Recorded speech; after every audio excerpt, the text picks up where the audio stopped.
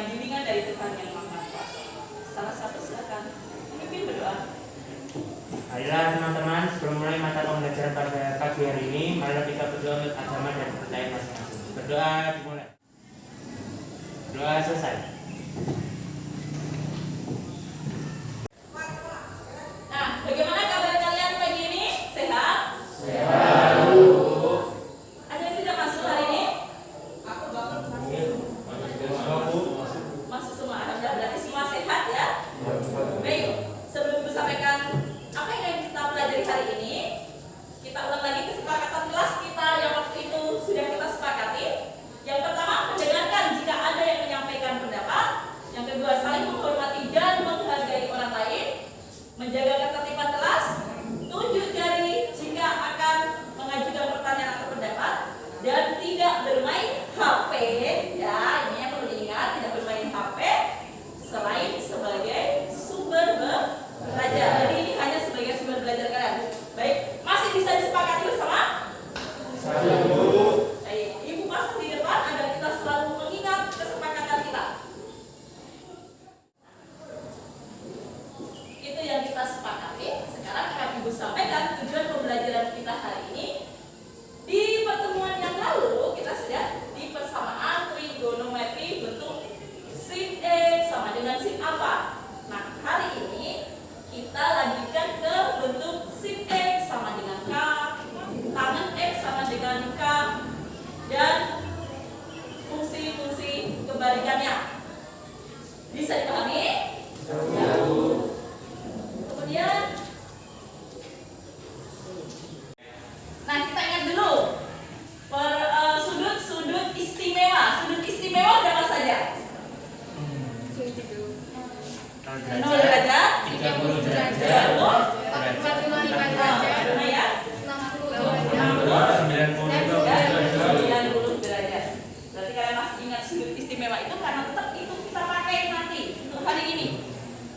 Nah, hari ini nanti kita akan belajar seperti biasa diskusi kelompok yang sudah kita sepakati yang lalu. Kita akan diskusi kelompok. Akan tetapi sebelum diskusi kelompok, Ibu minta silakan kita mengamati dulu materi untuk persamaan trigonometri dasar itu. Silakan, kalian bisa membuka di Android kalian, kalian bisa buka YouTube, bisa buka itu blog yang Ibu berikan, alamat blognya untuk materinya, bisa juga di buku paket kalian. Baik, silakan. Silakan diamati dulu. Kalian bebas sekali. Ingat kita ke persamaan trigonometri bentuk dasar.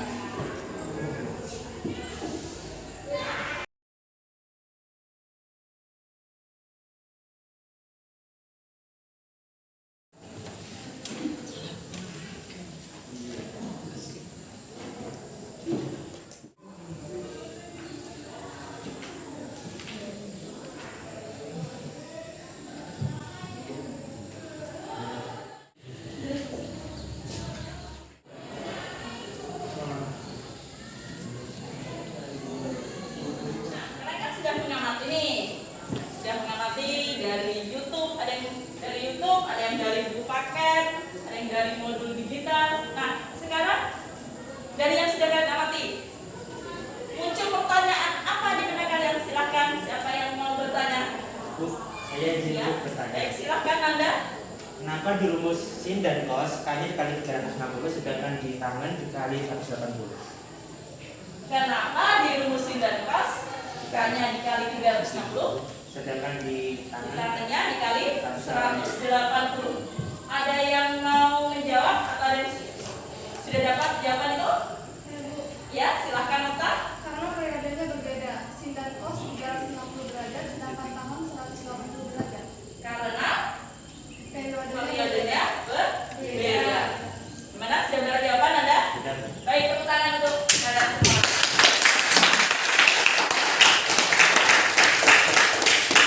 Nah, biar lebih bersemangat lagi, kita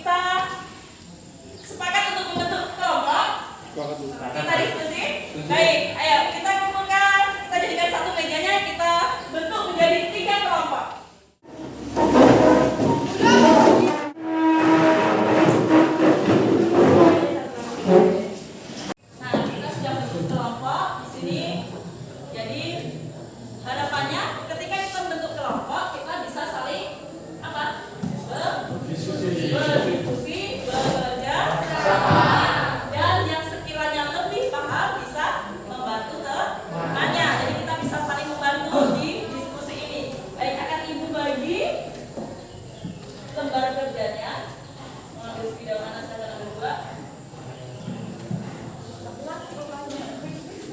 Kemudian di sini berarti kelompok 2.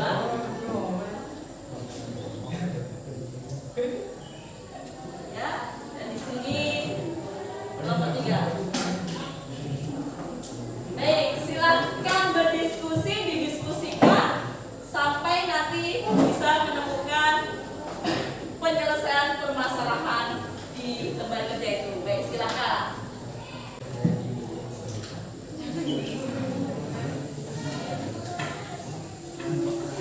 Nah, ya di situ jangan lupa tulis nama anggotanya. Kalian bagi ketuanya siapa, sekretaris berarti yang menulis.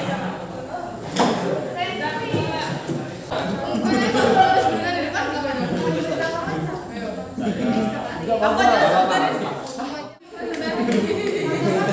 Kamu beritahukan ya? Iya dong. Sama dengan 45 derajat. Nah, kalau sudah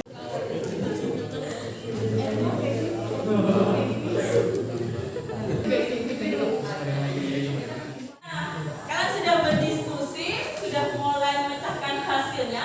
Sebelum kita presentasi biar semua rileks, kita ice breaking terlebih dahulu. Ibu punya permainan tidak jauh-jauh dari trigonometri.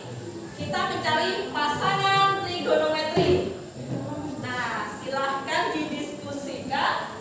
Ibu bagi ada 3 warna. Harapannya adalah 5 menit selesai. Kalian pasangkan di papan tulis sesuai dengan kelompoknya masing-masing. Silakan didiskusikan.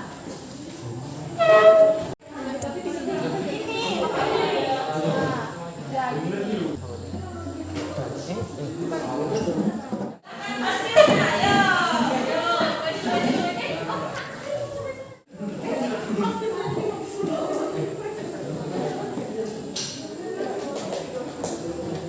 Nah, dari yang sudah kita lakukan hari ini tadi permainan ini, apa saja yang kita dapatnya? Kerjasama. Ya? Kesepakatan. Kekompakan. Kekompakan. Kerjasama antar kelompok.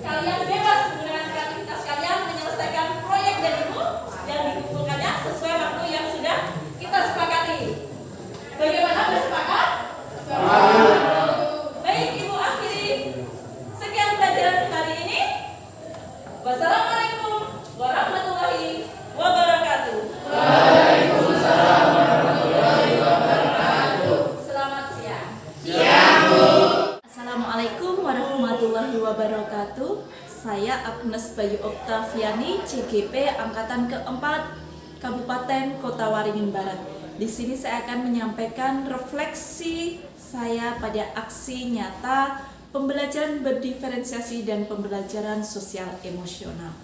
Saat saya ketika merencanakan kegiatan aksi nyata ini, yang pasti saya merasa ini merupakan tantangan yang sangat besar bagi saya, di mana saya menerapkan sesuatu yang baru bagi saya. Mungkin selama ini sudah pernah diterapkan, akan tetapi belum maksimal karena belum mendapatkan ilmunya. Sedangkan di sini saya melaksanakan aksi nyata ini setelah mendapatkan ilmu pembelajaran berdiferensiasi dan pembelajaran sosial emosional. Ya, sehingga perasaan tertantang itu muncul pada diri saya untuk dapat melaksanakannya. Kemudian rasa gugup yang nantinya gugup dan khawatir, lebih tepatnya nantinya apakah pembelajaran yang saya berikan itu akan berdampak positif kepada murid. Selanjutnya yang pasti perasaan bersemangat, karena saya merasa sangat bersemangat untuk dapat melaksanakan pembelajaran ini nantinya di kelas. Kemudian perasaan saya setelah pelaksanaan, pada saat pelaksanaan, dan betul sekali di awal saya merasa gugup. Kegugupan itu karena saya khawatir nantinya tidak mendapatkan respon positif dari murid itu awalnya. Akan tetapi setelah melihat ternyata siswa dengan pembelajaran berdiferensiasi dan pembelajaran sosial emosional ini sangat bersemangat, saya timbul semangat yang luar biasa, dan pembelajaran saat aksi nyata ini mengalir seperti air yang tanpa hambatan. Siswa merasa senang dan saya pun ikut merasa senang. Siswa bersemangat dan saya merasa bersemangat, dan tentunya semua ini tidak lepas dari kolaborasi antara guru maupun siswa. Nah itu, dan kemudian pembelajaran yang dapat saya petik dari aksi nyata ini, yang pertama, ketika kita akan melaksanakan suatu kegiatan yang pastinya kita perlu perencanaan, di mana perencanaan itu agar kita nantinya melaksanakan sesuatu dapat mencapai tujuan yang ingin dicapai, dan semuanya itu dapat berjalan dengan lancar, berjalan sesuai dengan harapan. Tentunya semua tidak lepas dari bagaimana kita merencanakan kegiatan tersebut. Kemudian kolaborasi antara pendidik dan siswa, khususnya ketika di dalam kelas, sangat diutamakan agar proses pembelajaran itu dapat berjalan dengan optimal, di mana siswa mendapatkan manfaat, guru pun juga mendapatkan manfaat, dan merdeka belajar dapat terlaksana di dalam kelas karena kita sudah merencanakan sebelumnya kegiatan tersebut. Ya, begitupun ketika siswa merasa belajar itu suatu anugerah, dengan apa yang kita kerjakan itu menjadi kebahagiaan yang luar biasa bagi saya sebagai seorang pendidik. Pastinya pembelajaran sosial emosional dan pembelajaran berdiferensiasi sangat bermanfaat. Setiap kegiatan itu perlu perbaikan ke depannya, harus lebih kreatif lagi dalam metode pengajaran, sehingga pembelajaran berdiferensiasi dan pembelajaran sosial emosional itu dapat terlaksana dengan variatif, sehingga siswa merasa selalu mendapatkan hal baru, siswa merasa bersemangat, pun kita sebagai guru agar selalu bersemangat. Semuanya tentunya perlu kreativitas dan inovasi dari guru sendiri, dan konsistensi serta komitmen untuk pelaksanaan perbaikan pembelajaran harus selalu ada pada diri kita sebagai pendidik, sehingga pembelajaran ke depan akan makin baik. Assalamualaikum warahmatullahi wabarakatuh.